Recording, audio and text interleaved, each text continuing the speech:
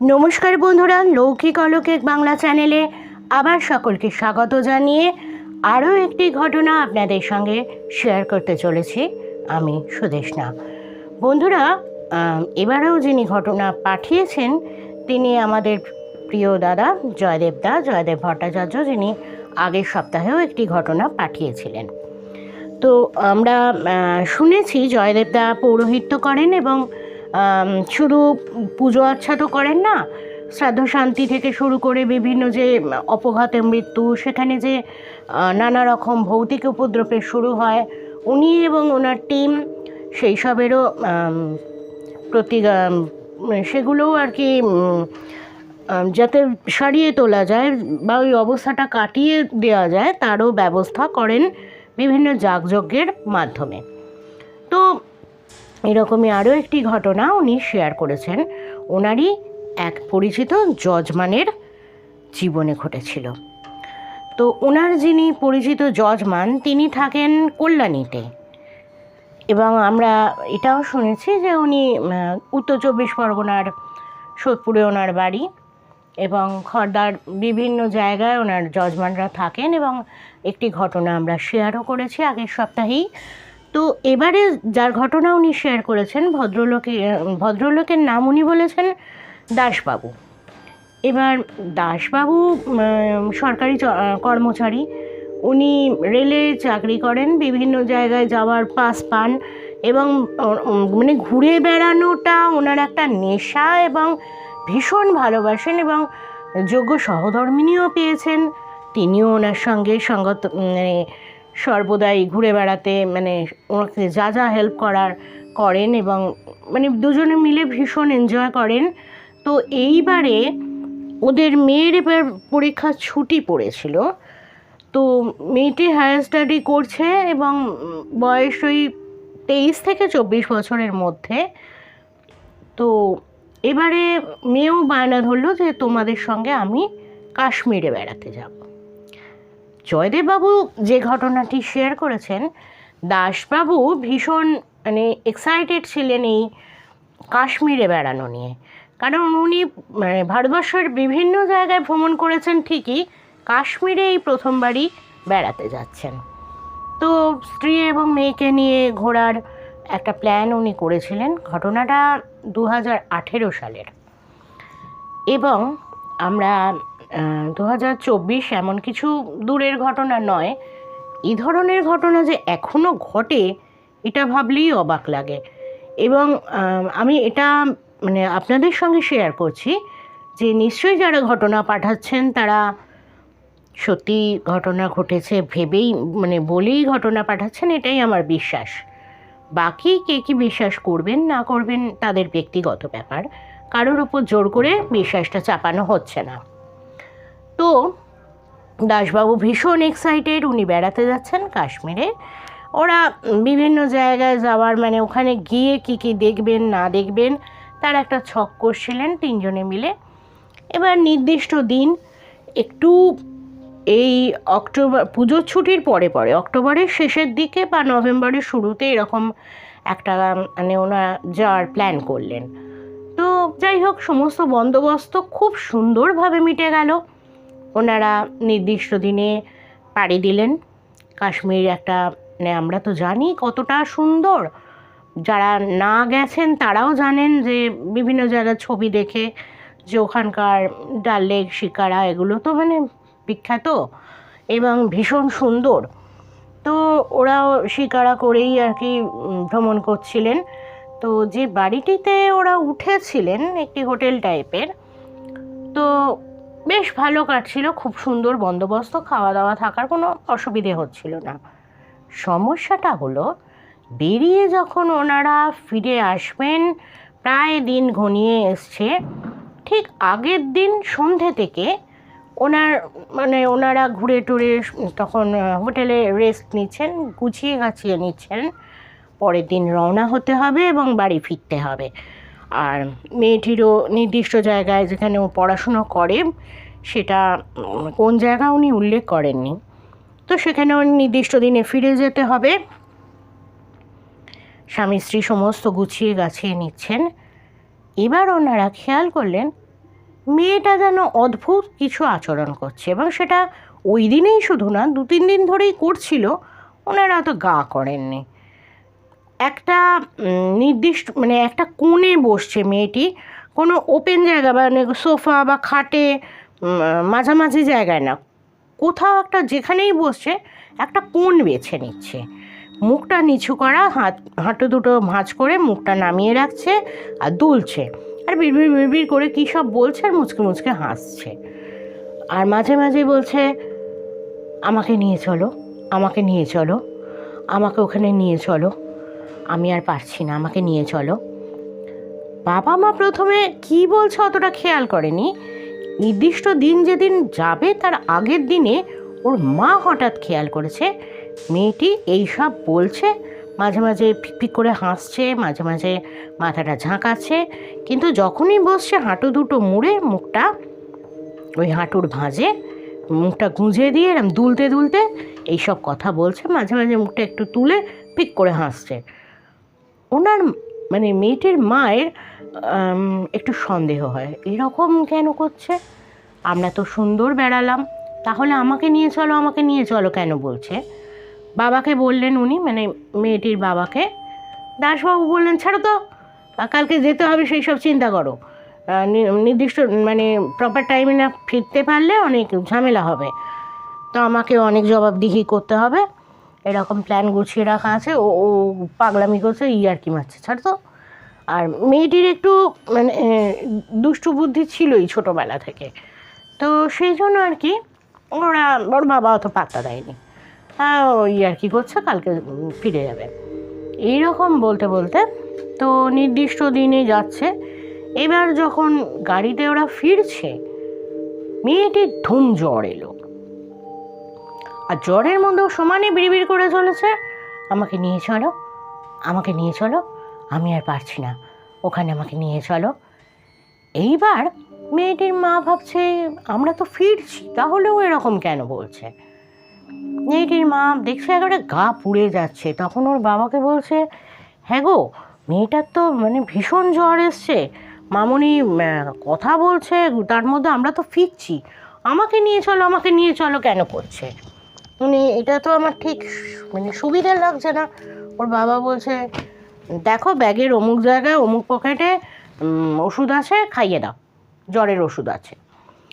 মেয়েটির মা যথা মানে খাইয়ে টাইয়ে জ্বর মানে কিছু খাবার খাইয়ে ওষুধটা খাওয়াবে ঠিক করলো, কিন্তু মেয়েটি কিছু খেতে চাইছে না। জবরদস্তি 2টো বিস্কুট খাইয়ে তাকে ওষুধ খাওয়ানো হলো। একটু জ্বরটা যেন কমলো, মেয়েটি ঝিমিয়ে পড়ে ঘুমিয়ে পড়লো। এইবার ওনারা সময় মতোই বাড়িতে পৌঁছে গেলেন। বাড়িতে পৌঁছানোর পরেও মেয়েটি ওরকম মাথা দুলে দুলে একটু করে বসছে, জ্বরটা আবার বারবার আসছে ফিরে ফিরে, আমাকে নিয়ে চলো, আমি আর পারছি না, আমাকে ওখানে নিয়ে চলো। এইবার মেয়েটি যখন বিড়বিড় করছে, তখন হঠাৎ মেয়েটির মা প্রশ্ন করে, তোকে কোথায় নিয়ে যাবো রে? তখন বলছে, কেন, আমার বাড়ি জগদ্দলে, আমাকে নিয়ে চলো, রেখে এসো ওখানে। ওর মা বলছে, মানে তোর বাড়ি জগদ্দলে কী রে, আমরা তো বাড়িতেই রয়েছি। বলছে, এই আমাকে রেখে দিয়ে এসো, আমার বাড়ি জগদ্দলে, ওরা আমাকে মেরে ফেলেছে, তুমি জানো না, আমাকে বাড়ি থেকে নিয়ে গিয়ে মেরে ফেলেছে। ওর মা এইসব শুনে কিছু একটা ফিল করে মেয়েটির ঠাকুমার সঙ্গে আলোচনা করে, দেখুন মা, আমরা তো ঘুরে ঘাড়ে এলাম, এবং মেয়েটির ঠাকুমা অন্য একটি বাড়িতে থাকতো, এটা উনি বলেছেন, যে যেহেতু ওরা বারবার বেড়াতে যেত, উনি বৃদ্ধ মানুষ, উনি বেরোতে পারতেন না সব সময়, তাই উনি আলাদাই প্রথম থেকে থাকতেন কাছাকাছি আরেকটি বাড়িতে। তখন বললেন, ঠিক আছে আমি আসছি, তুমি কোথাও বেরিও না, আমি কিন্তু আসছি, ঠাকুমা বললেন। তখন আসবার পরে মেয়েটির মা বললেন, মা দেখুন, আমরা তো ঘুরে ঘাড়ে এলাম, ও কিন্তু ফিরে আসার 2-3 দিন আগে থেকে এরম অল্প অল্প করছিল, আর ফিরে আসবার পরে এই রকম বারবার বলছে, আমাকে নিয়ে চলো, আমি আর পারছি না, আমাকে রেখে এসো আমার বাড়িতে। আমি যখন প্রশ্ন করলাম, আমরা তো বাড়িতেই রয়েছি, তুই কোথায় যাবি, তখন বলল, কেন জানো না আমার বাড়ি জগদ্দলে, ওরা আমাকে নিয়ে গিয়ে মেরে ফেলেছিল। বলে, সে কি বলছো বৌমা? তাহলে এ তো স্বাভাবিক কোনো ঘটনা নয়। তুমি একটা কাজ করো, আমাদের যে পরিচিত মুনিন আছেন ওনাকে একবার ডেকে নিয়ে এসো। তা না হলে মনে হচ্ছে এ ওষুধ বুদ্ধি দিয়ে হবে না। তো মেয়েটির মা রাজি হয়, কারণ দুজনেরই সন্দেহ জাগে। মেয়েটির বাবা কিন্তু তখনও পাত্তা দিচ্ছেন না, মানে ব্যাপারটা সিরিয়াসলি উনি নেনই। কিন্তু মেয়ের জ্বর আসছে, উনি খালি বলছেন ডাক্তার দেখাও, বারবার জ্বর আসছে, এটা ঠিক নয়, হয়তো কোনো ভাইরাল ফিভার বা কিছু একটা হয়েছে জটিল, ডাক্তারের কাছে নিয়ে চলো। ওর মা, বাবা যখন পরের দিন বেরিয়ে গেলেন, মা ঠাকুমার কাছে মেয়েটিকে রেখে, ঠাকুমাও ভয় পাচ্ছিলেন যে আমি থাকবো, কি জানি কি করে দেয়। তখন মা ওই ওনাদের যে পরিচিত মানে তান্ত্রিক ছিলেন, এর আগেও ওদের বাড়িতে কিছু হয়তো সমস্যা ঘটেছিল, তান্ত্রিকের সঙ্গে যোগাযোগ করা হয়েছিল। তো তান্ত্রিককে বাড়িতে আসতে বলেন এবং বলেন যে এরকম সমস্যা হয়েছে, এইরম এরম ব্যাপার। তো সেই তান্ত্রিক আবার এই জয়দেবদার সাথে যোগাযোগ করেন, মানে তিনিও এই টিমেরই একটা পার্ট। তো জয়দেবদা বলেন, ঠিক আছে, আপনি আগে দেখে আসুন, তারপর না হয় আমরা যাব। তান্ত্রিক যখন বাড়িতে এলেন, উনি বুঝে গেলেন এ তো বেগতিক ব্যাপার। তখন উনি এদের খবর দিলেন, এনারা গিয়ে বললেন ঠিক আছে, যজ্ঞ করা হবে এবং যজ্ঞটা করা হবে সেটা শনিবার অমাবস্যা হলে সুবিধে হয়। তো সেই মতো এরা একটা দিন ঠিক করে, শনিবার দেখে, অমাবস্যা ছিল, ওরা যজ্ঞে বসে মেয়েটি তো কিছুতেই বসবে না, তাকে ধরে বেঁধে, দড়ি দিয়ে বেঁধে বসানো হয়েছিল এবং এরা একটা বেশ বড় রকমের যজ্ঞ করা হয়। সেখানে সেই সবদি মেয়েটি স্বীকার করে যে তার হাজব্যান্ড, তার ননদ, নন্দাই তিনজনে বেড়াতে নিয়ে গিয়েছিল কাশ্মীরে। প্রথম থেকেই এদের টাকা পয়সার বিশাল চাহিদা ছিল। তো ওরা ভেবেছিল কোনোভাবে মেয়েটিকে মেরে ফেলে, হ্যাঁ কোথাও অ্যাক্সিডেন্ট হয়েছে, মারা গেছে, এরকম একটা রটিয়ে দেবে। কিন্তু মেয়েটিকে শেষ পর্যন্ত এই ননদ, নন্দাই আর ওর হাজব্যান্ড মিলে মেরে ফেলে এবং সেখানে যে হোটেলটিতে ছিল ওই ঘরটি ভাড়া দেওয়া হতো না, এদেরই ভাড়া দেওয়া হয়েছিল। অনেক সেই সময়টা পিক সিজন ছিল, ঘরের অভাব ছিল, এদের দিয়ে দিয়েছে টাকার লোভে। এবং ওরা মেরে যে ফেলেছিল এই ঘরটিরই খাটের তলায় মেয়েটিকে একেবারে বেঁধে সেধে দড়ি দিয়ে, কাপড় দিয়ে জড়িয়ে বডি ফেলে রেখে চলে গিয়েছিল। এবং সেটা যে মেরে ফেলেছিল, তো ওরা তিনজনে মিলে খুব সম্ভবত গলা টিপেই মেরে ফেলেছিল। এইবার মেয়েটি যখন বলছে আমার বাড়ি জগদ্দলে, তখন বলছে তোমার বাড়ি জগদ্দলে মানে তোমার কোন বাড়ি, শ্বশুর বাড়ি না বাপের বাড়ি? মেয়েটি বলছে আমার বাবার বাড়ি, আমাকে ওখানে রেখে এসো, আমি আর পারছি না, ওরা আমাকে মেরে ফেলবে। তো এই করার পর অনেক চেষ্টা চরিত্র করে যজ্ঞ সম্পন্ন করা হয় এবং ওকে বলা হয় তুমি ওর শরীর থেকে চলে যাও, বা তুমি যে যাচ্ছ একটা জানান দিয়ে যাও। বলে আমি যাব না। এরম অনেকক্ষণ করার পর এরাও রীতিমতো ঘেমে চান করে গেছে, এই ঠান্ডা ওয়েদার ছিল তাও। এইবারে ওরা বলছে সে যে কী কষ্ট হয়েছে এই কাজটা করতে আমাদের, মাঝরাত্রির অবধি, বিকেলে বসেছিলাম, মাঝরাত্রির অবধি আমাদের এই তাণ্ডব নৃত্য চলেছে, একে তাড়ানো যাচ্ছিল না। শেষ পর্যন্ত অনেক কষ্টে যেতে রাজি হয় এবং তারপরে নাম ফাম জেনে নেওয়া হয়েছিল ওই অবস্থাতেই। তো এদের ফ্যামিলিকে রিকোয়েস্ট করা হয় আপনারা যদি পারেন গয়া একটা পিণ্ডদানের ব্যবস্থা করবেন। তো এর বাবা মাও রাজি হয়। বাবা তো প্রথমে কিছুতেই মানতে চাইছিলেন না, অবশেষে রাজি হলেন এবং এই সমস্ত দেখে ভদ্রলোকের চক্ষু তো আমাদের দাসবাবুর চক্ষু চড়ক গাছ। জয়দেবদা বলছেন এরপর থেকে ওর বাবার যে কী বিশ্বাস জন্মে গেল, এখন তো এদের টিম ছাড়া উনি কোনো কাজই করেন না, বাড়ির কোনো পুজো আছে আর কি।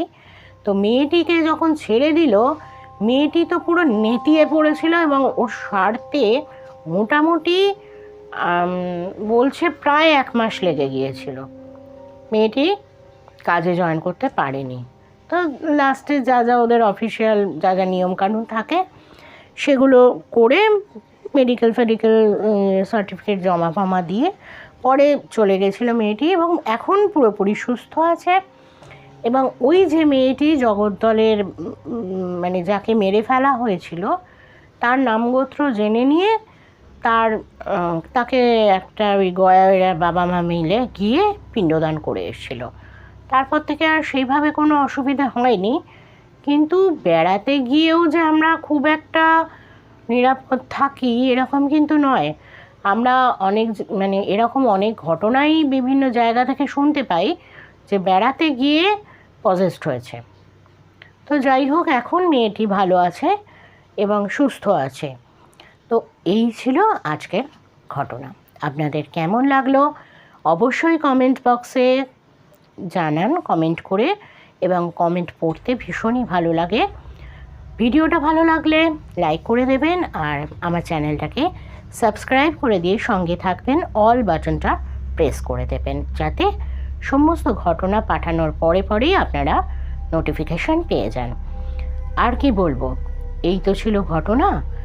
আপনাদের কাছে একটাই রিকোয়েস্ট, আপনাদের জীবনে যদি এরম কারোর ঘটে থাকে কিছু অলৌকিক দৈবিক কোনো কিছু ঘটনা, বা আপনাদের পরিচিত কারোর জীবনে যদি ঘটে থাকে, অবশ্যই আমাকে ঘটনা লিখেও পাঠাতে পারেন, হোয়াটসঅ্যাপে ভয়েস রেকর্ড করেও পাঠাতে পারেন। ডেসক্রিপশন বক্সে মেল আইডি দেওয়া আছে, হোয়াটসঅ্যাপ নাম্বার দেওয়া আছে। আপনারা যেভাবে খুশি আমাকে ঘটনা পাঠাতে পারেন, কিন্তু প্লিজ পাঠাবেন এবং সঙ্গে থেকে, মানে আপনারাই আমার এক্সটেন্ডেড ফ্যামিলি, আপনারা সঙ্গে থেকে ঘটনা শেয়ার করলে আমিও আমার শ্রোতা বন্ধুদের সকলের সঙ্গে ঘটনাগুলি শেয়ার করতে পারবো।